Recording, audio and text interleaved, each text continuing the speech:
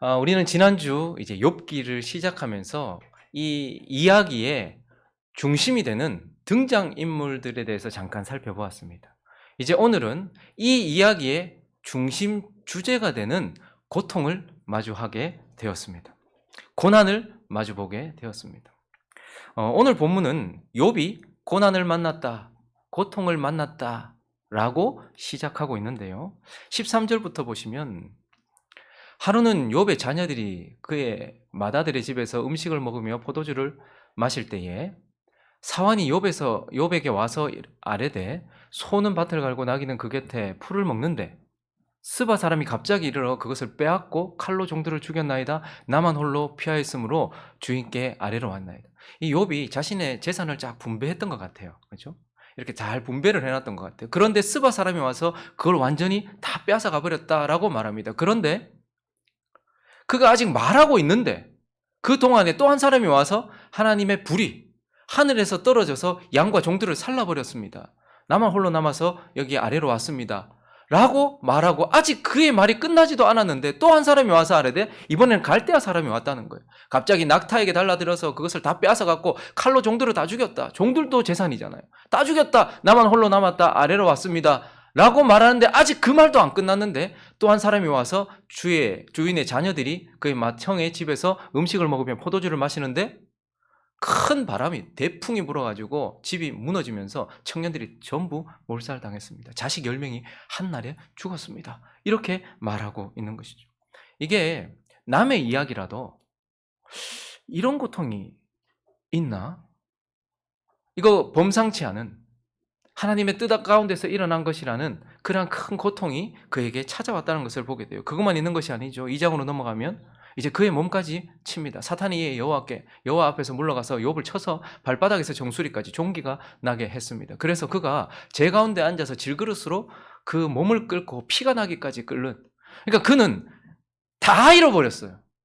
그를 둘러싸고 있었던 모든 소유를 다 잃어버렸어요. 건강까지도 잃어버렸다, 이렇게 말하고 있습니다. 여러분, 우리가 보통 이런 고통을 만나면 가장 먼저 나타나는 반응이 뭐죠? 왜라는 질문입니다. 아니, 왜 이런 고통이 우리에게 찾아옵니까? 왜 이런 고난이 우리에게 왔습니까? 라고 질문하죠. 그러한 질문에 하나님은 대답해 주셨습니다. 우리에게 대답을 하십니다. 모세 오경과 잠언과 같은 규범적 지혜를 통해서 하나님께서 일반적으로 세상을 통치하시는 그 규범적 지혜 말이죠. 그 지혜를 통해서 우리에게 답을 해주셨어요. 왜 인생에 고통이 찾아오는가? 왜 인생이 고난을 만나는가? 그 이유는 바로 모세 오경과 잠언에 의하면 하나님께 죄를 범했기 때문이에요. 그리고 혹 그가 하나님께 죄를 범한 것이 아니라면 사람에게 죄를 범했기 때문이다. 이웃에게 죄를 범했기 때문이다. 이렇게 우리에게 규범적 지혜를 통해서 하나님은 대답하십니다. 근데 문제는 뭐냐면 오늘 이 고통은요, 이 욥이 받은 고통은요, 이 욥의 고난은 도대체 원인이 무엇이냐 하는 것입니다. 그가 하나님 앞에서도 온전했다고 말하고 이웃들 앞에서도 온전했는데도 불구하고 오늘 찾아온 이 고통의 원인은 뭐냐라는 거예요. 여기에 대하여 모세 오경도 잠언도 규범적인 지혜도 제대로 된 대답을 주지 못합니다. 욥의 고난을 해석해내지 못합니다. 더군다나 하나님은 지금 이 욥의 고통의 현장 가운데서 대답하지 않으십니다. 고통의 원인에 대해서 말씀하지 않으십니다. 대신에 하나님은 오늘 본문을 통하여서 고통의 원인에 대해서는 말씀하지 않으시지만 그 고통이 욥에게 무엇을 했는지는 지금 보여주고 계신다라는 것입니다. 오늘 본문은 욥에게 찾아온 고통이 욥에게 뭘 했는지를 보여주는 거예요.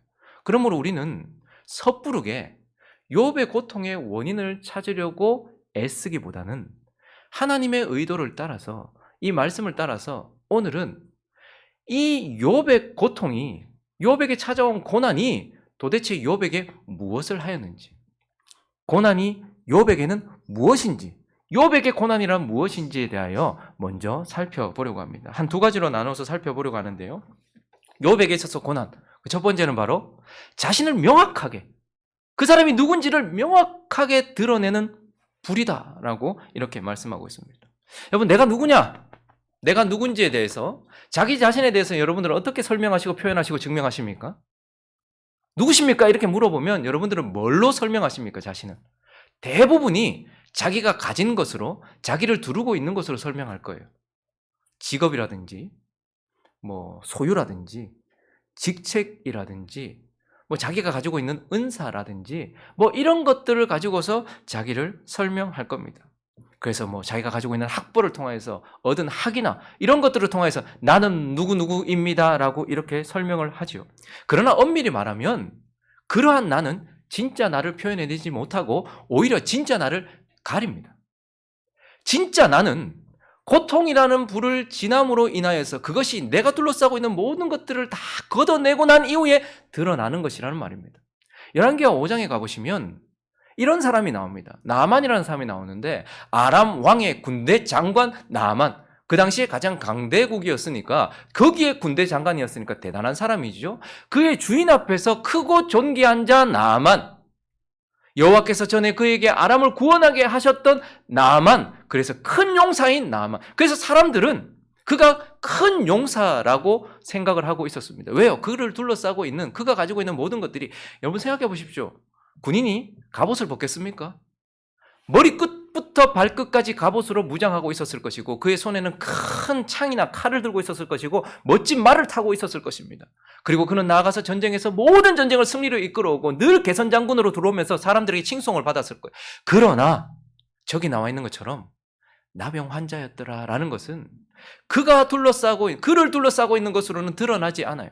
그러나 14절에 가보시면 그에게 찾아온, 아무도 몰랐지만 속에서부터 썩어져 가고 있는, 죽음을 향해 달려가고 있는 나병 환자라는 그 고통이, 그 고난이 그가 누구인지를 확 드러내버린단 말입니다.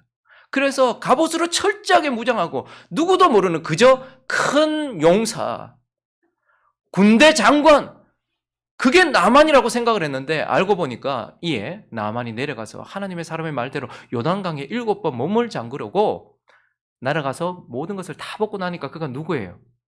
지금 곧 죽음을 향해 나아가고 있는 나병 환자라는 진짜 그의 모습이 드러나는 것이죠. 고통, 고난이라는 것은 결국 그 속에 있을 때 우리를 드러낸다는 말입니다. 다니엘서 3장을 가보셔도 우리가 잘 아는 다니엘의 세 친구 있잖아요. 사드락, 메삭, 아벳느고. 이런 사람들이, 사드락, 메삭, 아벳느고는 결박된 채 어디로 들어가게 됩니까? 맹렬히 타는 불 가운데로 떨어졌어요. 거기에 있었던 느부갓네살과 모든 신하들과 모든 사람들이 이 사람들을 보면서 그저 망한 나라에 자존심 센 새 청년 정도로 생각하고 있었을 것입니다. 건방진 자, 이제 곧 죽임을 당할 자라고 생각하고 있었을 거란 말입니다. 그런데 그때에 불 속에 들어갔을 때 느부갓네살 왕이 놀랍니다. 급히 일어나 모사들에게 물어 이르되 우리가 결박하여 불 가운데 던진 자가 세 사람 아니었니? 맞습니다. 옳습니다. 라고 말했더니 왕이 또 말하되 아니 내가 결박되지 아니한 네 사람을 본다. 불 가운데로 다니는 상하지 아니한 네 사람을 보는데 네 번째 사람은 신의 아들과 같다 라고 이렇게 말해요. 그는 그저 결박된 포로에 불과하다고 생각했는데 불 속에서 뭐가 드러납니까? 결박되지 아니한 신이 함께하고 있는 신의 종. 그래서 어떻게 됩니까? 느부갓네살이 맹렬히 타는 풀무불 악이 가까이 가서 불러 이르되 뭐라고 말해요 이제? 그들의 진짜 정체성이 드러난 거예요. 지극히 높으신 하나님의 누구? 종 사드락, 메삭, 아벳느고야 나와라 라고 이렇게 말하고 아벳느고까지 불 가운데서 나왔다 이렇게 말하고 있는 것이죠.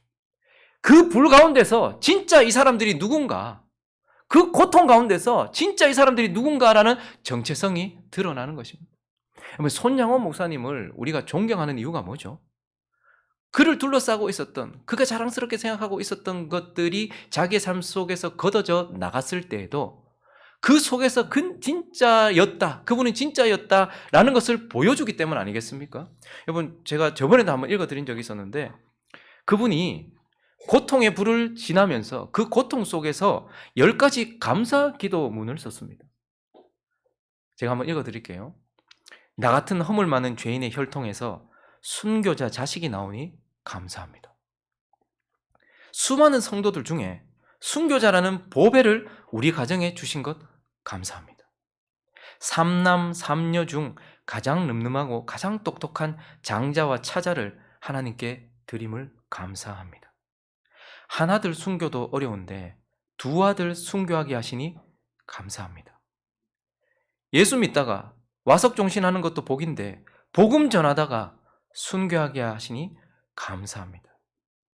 아들이 미국 가기 위해 준비 중이었는데 미국보다 더 좋은 천국 가게 하시니 감사합니다.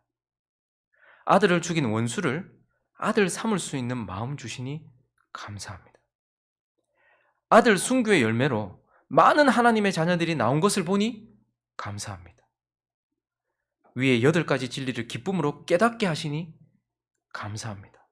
마지막 10번째는 과분한 축복 누리게 하심을 감사합니다. 이 고통 가운데서 그 불이 지나는 동안 그 불 가운데서 그는 진짜 성도다, 진짜 목사다 라는 것을 보여주었다라는 것이죠.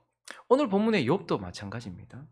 사람들은 욥을 이렇게 불렀습니다. 1장 3절을 보시면 그의 소유물은 양이 7천, 낙타가 3천, 소가 500, 암나귀가 500 정도 많으니 이 사람은 동방 사람 중에 뭐요?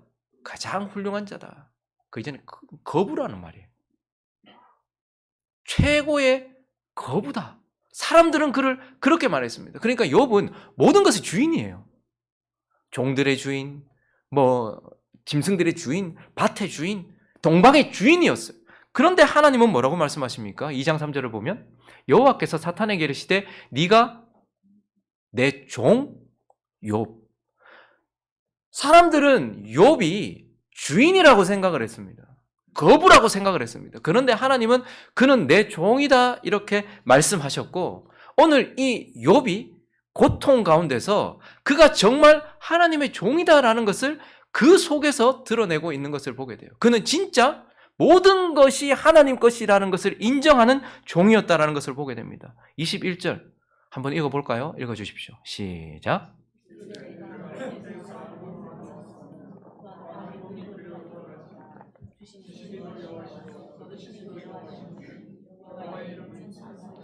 그가 이렇게 고백을 하고 있습니다. 지금 모든 것을 다 잃었어요. 지금 남은 게 없이 다 잃었는데 그가 이렇게 말합니다. 원래 내가 올 때도 알몸으로 왔었고 나 갈 때 아무것도 못 들고 가잖아. 뿐만 아니고 지금 내가 가지고 있었던 모든 것들 주신 이가 누구다? 여호와다. 그리고 가져가신 분도 여호와다. 이렇게 고백을 하고 있는 것이죠. 우리는 이렇게 쉽게 말할 수 있습니까?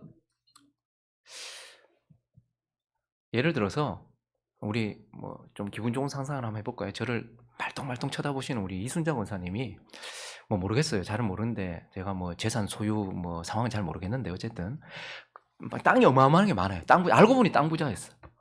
땅도 어마어마하게 많고 그리고 재테크를 이제 요즘 보니까 그 소나무나 이런 것들로 많이 하시더라고요. 하나의 가격을 매길 수 없는 소나무들 있잖아요. 막 그런 것들, 그런 것 많이 가지고 계세요. 근데 참 어떻게 하다 보니까 제 인생에 저는 가족도 잃고 다 잃고 진짜 욥처럼 이렇게 완전히 막 몸도 병들고 이제 아무도 저를 안 돌아보는 거예요. 근데 그런 상황 가운데 우리 이순장 권사님을 하양 장날에 제가 만났어요. 제가 앉아 있는데 하양 장날에 이순장 권사님 저를 보니 이 젊은 사람이 뭐 하고 있어? 뭐해? 종이 비행기를 날려서 저한테 싹 주면서 희망을 가져 이러시면서 다가오셨다가 제가 이래 저차 다 잃어버렸고 죽으려면 바라보고 있습니다. 그래? 근데 그 다음날 찾아오셔가지고 내가 여기 조그만한 밭이 있는데 가보니까 조그만한 게 아니에요. 몇천 평이야. 여기서 너 이렇게 나무 관리도 좀 하고 그리고 여기 열매들 이런 과실들 이런 거 좀 할래. 저는 근데 한 번도 그런 걸 해본 농사를 지어본 적이 배우면 돼. 여기 많잖아. 한번 들어가 볼래? 예. 감사합니다. 갔더니 그러면 너 여기서 생활해 라고 이렇게 저는 컨테이너 박스 같은 거 하나만 줘도 좋을 거라고 생각을 했는데 한 40평 되는 그냥 집이 이렇게 한 채가 있어요. 너 써. 들어가 보니까 너무 좋은 거예요. 이거 저 혼자 쓰세요. 혼자 써. 편안하게 써. 이렇게. 근데 어느 날은 아주 아름다운 그림을 보니까 제가 교과서에서 봤던 그런 그림들을 다 가지고 와서 여기 거실에다 탁 거는 거예요. 제 마음속으로는 제가 늘 자는 제 방에 좀 걸었으면 좋겠다 싶었는데 그걸 거기 걸어놨어. 너무 좋은 거예요. 근데 또 그 다음날 배달이 와. 코지마 안마 의자가 딱 왔어요. 머리끝부터 발끝까지 쑤시고 딱 왔어요. 그러면서 오셔가지고 거기 앉아가지고 이렇게 그림도 보시면서 막 이렇게 있는 거예요. 그러더니 여기 써. 저한테 그걸 쓰라는 거예요. 뭐 그 다음 날은 또 이러니 써볼 수밖에. 이러면서 또 그 이정재 씨가 선전하는 또 그것도 또 오고 허리 또 안 좋다고. 그걸 저보고 다 쓰래요. 그래서 일하고 오면 30분은 코지마 의자에 앉아가지고 그림 보고 또 30분은 그 뭐죠? 이정재 씨 선전하는 거? 잘하시네. 세라젬 1시간 그렇게 하고 참 너무 좋고 그런데 막 나무들이 이건 가격도 매길 수 없는 소나무들 있잖아요. 그런 것들이 막 있는 거예요. 그거 보는 게 저도 이제 기쁨이 되고 이제 막 그래서 막 하는데 1년이 지나고 2년이 지나고 3년쯤 지났을 때에 거기서 나는 진기한 막 너무너무 맛있는 과일들을 권사님이 다 가져가시는 거야 그냥. 마음이 불편해. 아이씨 나 먹지도 않았는데 저 다 따가네. 근데 어느 날 집에 와보니까 피곤해가지고 따가있는데 코지마 안마 의자가 없는 거예요. 세라젬도 사라지고 거기다가 그림까지 이제 사라진 거. 제가 어떻게 했는가 하면 권사님 오신 날 아니 권사님 지금 뭐 하시는 겁니까? 이거 왜 가져가십니까 이거를? 말도 없이 지금 뭐 하시는 겁니까? 한마디 상의도 없이 오늘 이거 30분 하고 저거 30분 하고 그림 보려고 했는데 뭐 하시는 겁니까? 권사님이 허허 하고 웃고 나가세요. 어이가 없으셨겠죠. 그리고 또 한 3일쯤 있었는데 포크레인하고 큰 중장비 차들이 와요. 그러더니 제가 제일 좋아하는 그 소나무, 가장 진기하게 생긴 그 소나무 2개를 뽑아가는 거예요. 다른 산으로 옮긴다는 거예요. 제가 그 중장비 앞에서 막 막아서면서 내 죽여라. 어디 나무를. 그러니까 권사님이 오셨어. 뭐해? 비켜. 아니 이거 나한테 한마디 상의도 없이 얼마나 가짜는 일입니까? 자기 거 자기가 가져가겠다는데 이거 저 산으로 옮길 거야. 그러면서 이제 야 이제 이 집 이거 좀 여기 이제 내 땅 딴 데 팔았어. 딴 데로 좀 옮기자. 근데 제가 거기다 대고 이제 이 집에 정들었는데 나를 어디로 보내? 어디 말이 되는 짓입니까? 그런데 우리는 이런 저와 같은 모습으로 하나님을 대할 때가 얼마나 많은지 몰라요. 올 때 알몸으로 왔고 아무것도 가지고 갈 수 없는 우리 인생 가운데 우리는 앞에 구절을 다 버렸어요. 주신 이도 여호와시다라는 구절을 다 버리고 거두신이라고 표현하지 않고 훔쳐가시니 뺏어가신 이가 여호와시다라는 식으로 해석을 해요. 하나님이 주신 것을 하나님이 우리에게 동의 없이 가져가신다 한들 그게 무슨 잘못입니까? 하나님이 주셨던 양과 소와 나귀와 그 모든 건강을 하나님께서 가져가신다 해도 우리가 거기에 대해서 무슨 말을 할 수 있냐 말입니다.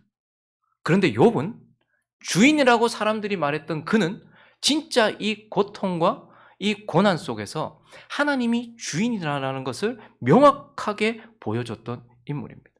그래서 그는 하나님이 가져가셨다. 내 인생의 주인이 하나님이시니 그 주인이 가져가셨다라고 말하면서 지금 이 고통의 불 가운데서 하나님의 주인 되심을 명확하게 드러내고 있는 진짜 하나님의 종이라는 자기의 모습을 드러내고 있는 거예요. 뿐만 아니고 지금 이 고난의 불 가운데서 욥이 무엇을 합니까? 또한 하나님을 사랑하는 종이다. 그가 하나님의 주인 되심을 철저하게 인정하는 종이기도 하지만 욥은요 이 고통 속에서 그 불 가운데서 하나님을 사랑하는 종이라는 것을 우리에게 보여줘요. 신명기 15장에 가보면 모두 싹군인데 7년째 되면 다 보내줘야 돼요. 그런데요 종이 이 주인하고 있다 보니까 주인을 사랑하게 됐어요. 그래서 종이 만일 너와 내 집을 사랑함으로 7년째 그냥 내보내주는 거예요. 방면시켜주는 거란 말입니다. 그런데 사랑해서 너와 동거하기를 좋게 여겨 내게 향하여 내가 주인을 떠나지 않겠습니다 라고 말하는 종이 있단 말이에요. 스스로가 종된 자들이 있단 말이에요. 주인을 사랑하는 종이 있단 말이에요. 그러면 17절에 보면 송곳으로 귀를 뚫어가지고 사랑하는 종, 사랑으로 여기 매여 있는 종이라는 표시를 내고 영구히 그 주인과 함께 살도록 하는 종이 있었어요. 신명기에는 그런 율법이 나옵니다. 그런데 오늘 사단이 욥이 왜 하나님을 그렇게 존중하고 왜 하나님을 그렇게 섬기는 줄 압니까? 9절부터 보십시오. 사탄이 욥에게 대답하여 이르되 욥이 어찌 까닭 없이 하나님을 경외하겠습니까? 욥이 까닭 없이 그럴 리가 있겠습니까? 주께서 그와 그의 집과 그의 모든 소유물을 울타리로 두르심 때문이 아니니까. 주께서 그의 손으로 하는 바를 복되게 하사 그의 소유물이 땅에 넘치도록 하셨기 때문이 아니겠습니까? 이제 주의 손을 펴서 그 모든 거 다 쳐보십시오. 그러면 반드시 당신 욕하고 떠날 것입니다 라고 말한 것.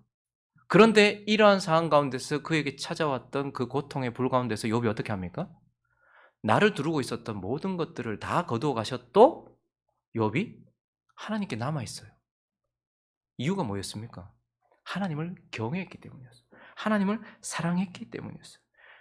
그래서 우리는 이 욥이 이 고난 속에서 욥이 누구인가를 명확하게 드러냈다라는 것을 우리는 보게 되고, 고통은 진정한 나를 드러내는 불이다라는 것을 보게 됩니다. 그런데요, 피조물인 낮고 천한 저와 여러분에게만 이 불이 내가 누구인지를 드러내는가? 그렇지 않습니다.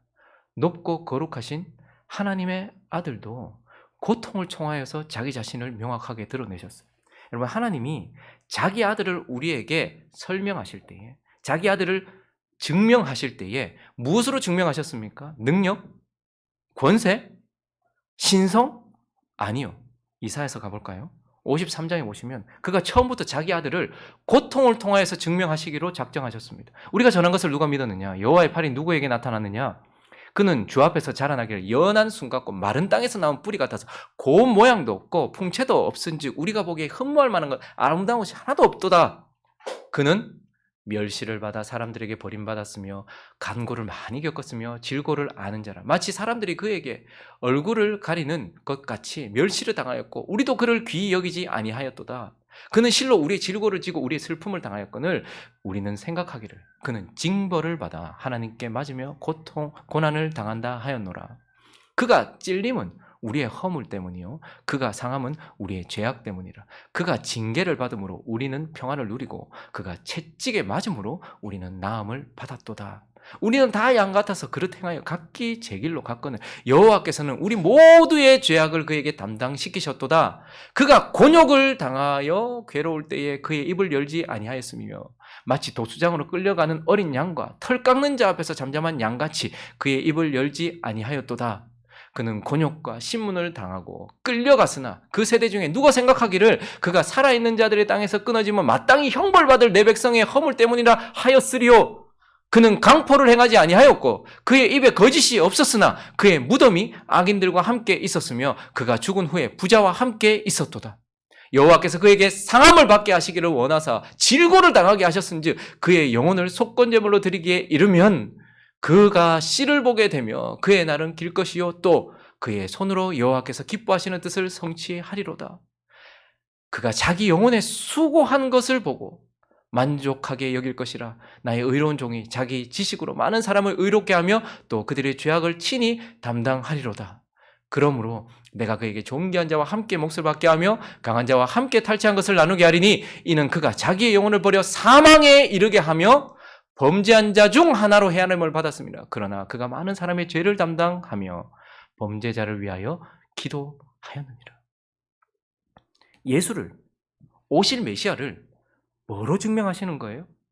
그가 받은 고난, 고통으로 증명하시려고 하나님은 그렇게 하셨어요. 그리고 결국 그분이 오셔서 자기 자신을 뭘로 증명하셨습니까?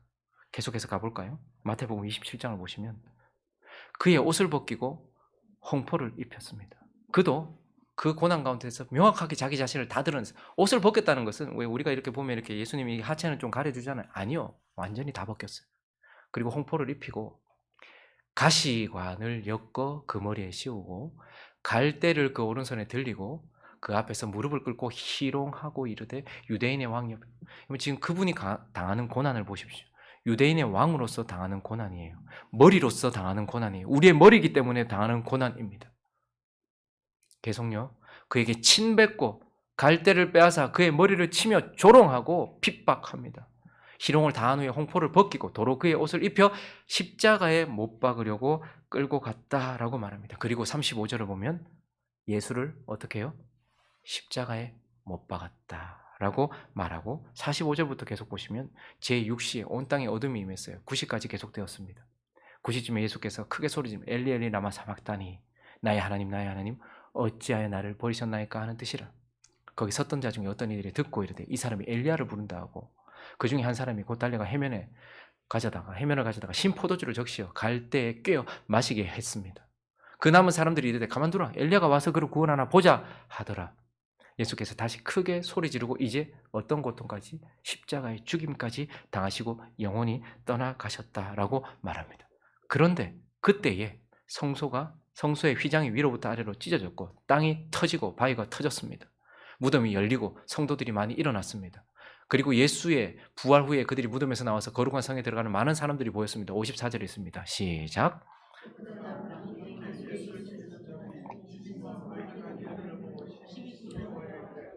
이는 진실로 하나님의 아들이었다. 예수 그리스도께서 자기를 증명하신 것 또한 고통이었습니다. 고난이었습니다.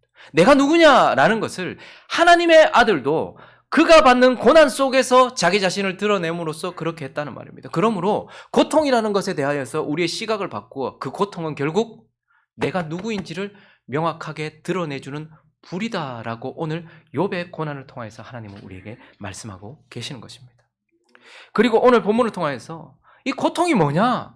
욥에게 고통이란 무엇이냐? 하나님의 사람에게 고통이란 무엇이냐? 그 두 번째는 바로 하나님을 예배하게 하는 불이다라는 것. 여러분, 언제 하나님 찬양하고 높이세요? 여러분은 언제 찬양하고 하나님을 높이십니까? 대부분 보면 높아졌을 때, 그리고 성공했을 때, 뭔가 이루었을 때, 칭찬받을 만한 일이 있을 때, 그때에 하나님을 높일 겁니다. 그리고 여러분 무엇으로 하나님을 찬양하십니까? 그러한 때에 우리에게 주어진 그 기쁨이라는 그 환한 불, 그걸로 아마 우리는 하나님을 예배하고 찬양할 것입니다. 그러나 성경에 있는 인물들은 높아지고 성공했을 때 기쁨이라는 불로도 하나님을 찬양했지만, 그러나 낮아지고 굴에 잡혔을 때에도, 굴에 있을 때에도 그들은 슬픔과 고통 가운데서, 고통이라는 불 가운데서 하나님을 활활 타오르며 예배했던 사람들이었습니다. 다윗 한 사람만 봐도 그렇지 않습니까? 다윗은 쫓겨다니게 되었고 굴에 있었고 그는 거의 죽음 가운데 있었을 때가 많았습니다. 그러나 이 다윗이 기록했던 대부분의 찬양과 기도와 예배의 모든 것들은 그가 잘 됐을 때 드렸던 것이 아니고 그가 낮아지고 엎어졌을 때의 고통 가운데서 그 고통이라는 불로 활활 타오르던 예배의 흔적들인 것입니다. 욥도 마찬가지죠. 우리는 지금 욥을 보면서 계속 아이러니를 보게 됩니다. 욥이 거부였고 동방의 의인이었어요. 최고의 사람이었습니다. 그런데 어떻게 됐습니까? 오늘 13절부터 계속해서 완전히 쫄딱 망했습니다. 이것도 희한하잖아요. 아이러니예요. 왜 욥이 이렇게 되었는가? 그런데 더 아이러니는 뭐죠? 완전히 쫄딱 망한 가운데서 그가 지금 뭘 하고 있습니까? 20절 한번 보십시오.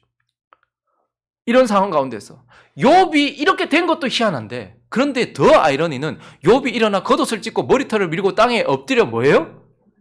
예배하며 이르되 내가 모태에서 알몸으로 나왔은즉 또한 알몸이 그리로 돌아가올지라.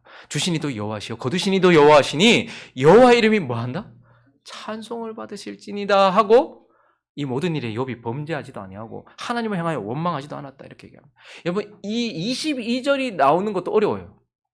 내가 가지고 있었던 다 빼앗겼는데 거기에 원망하지 않고 자기 입을 지키고 자기 자신을 지키는 것도 어려워요. 그런데 욥은 거기에 있었던 것이 아니에요. 소극적인 자세에 있었던 것이 아니에요. 더 나가서 어떻게 했습니까? 하나님을 예배하고 찬양했다, 이렇게 말하고 있는 것입니다.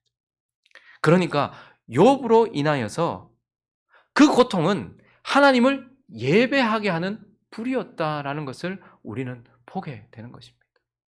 우리 인생에 찾아오는 그 고통이, 그 고난이 하나님을 예배하라는 신호요, 하나님을 예배하게 하는 불이다라고 우리에게 말씀하고 있는 것이죠. 낮고 천하는 우리에게만 그렇습니까? 아니요. 하나님의 아들 예수 그리스도도 그러하셨습니다. 예수께서 언제 가장 큰 예배로 하나님을 영광스럽게 했습니까? 마태복음 26장을 가보시면 38절에 이에 말씀하시되 내 마음이 매우 지금 이제 십자가를 앞에 두고 이 잔을 내게서 옮기십시오라는 마음이 있었습니다. 그런데 그때 그분이 이렇게 말씀하셨어요. 매우 고민하여 죽게 되었다. 얼마나 힘드셨겠습니까? 그런데 그분이 어떻게 하십니까? 여기 머물러 깨어 있으라 하시고 조금 나아가서 얼굴을 땅에 대고 엎드려 예배했습니다. 거기서 기도했습니다. 고통의 불 가운데서 그 불이 예수를 가장 활활 타오르는 예배자로 만들었다라는 것을 보게 돼요. 누가복음 23장도 가보시면요, 그분이 어디에서 가장 큰 예배, 아름다운 예배를 드리셨습니까? 바로 십자가 위였습니다. 때가 제6시쯤 되어 해가 빛을 잃고 온 땅에 어둠이 임하며 제9시까지 하나님도 닫아버리셨어요. 성소의 휘장이 한 곳에서 찢어졌습니다. 예수께서 그때 큰 소리로 불러 이르시되 내 아버지, 내 영혼을 아버지, 가장 큰 예배가 뭐죠? 나를 드리는 거예요. 나 전부를 드리는 거예요. 하늘도 닫혀져서 하나님도 죄가 되신 그 예수 그리스도에게 닫으셔서 엘리 엘리 라마 사박다니 나의 하나님 어찌하여 나를 버리셨습니까? 라는 상황 가운데서도 끝까지 하나님을 향한 믿음과 소망과 인내로 사랑으로 그분을 향하여서 자기 자신을 의탁하는 예배를 드렸단 말입니다. 그런데 그분이 그렇게 예배하게 만들었던 게 뭐예요? 고통이었단 말입니다. 그러므로 우리는 기억해야 합니다. 욥에게 주어진 그 고통이, 그 고난이 결국 욥으로 예배하게 하는 불이었다라고 우리에게 말씀해 주고 있는 것입니다. 말씀을 정리하겠습니다. 고통을 만나면 우리는 질문하죠. 왜? 라고 질문합니다. 그리고 그 고통이 길어지면 우리는 언제까지? 라고 또 질문을 하게 됩니다. 그런데 오늘 욥은 질문하지 않았습니다. 대신에 그 고통의 불 가운데서 자기가 누구인지를 명확하게 드러내 주었고, 그리고 그곳에서 그 고통의 불 가운데서 지금까지 주신 축복의 불 가운데서 그가 예배했던 욥이 이제는 고통의 불 가운데서 하나님을 예배하는 모습을 보여주고 있습니다. 이러한 말씀은 우리에게 받아들여지기 힘든 일이지만, 그러나 욥과 같은 고난이 때때로 찾아오는 우리의 인생 가운데 큰 교훈을 줍니다. 왜라는 질문을 하기 전에, 그리고 섣불리 그 원인을 분석하고 찾아 헤매기 전에, 고통의 불이 우리에게 임할 때 하나님은 내가 누구인지를 드러내라는 무대를 펼쳐주셨구나. 그리고 지금 나를 예배로 부르셨구나 라는 것을 마음에 새기시면서 이 또한 지나간다는 것을 기억하며 그 고통의 불 가운데서 예배자로 활활 타오르는 그의 종으로 명확하게 드러나는 저와 여러분 되시기를 예수 그리스도의 이름으로 축원합니다.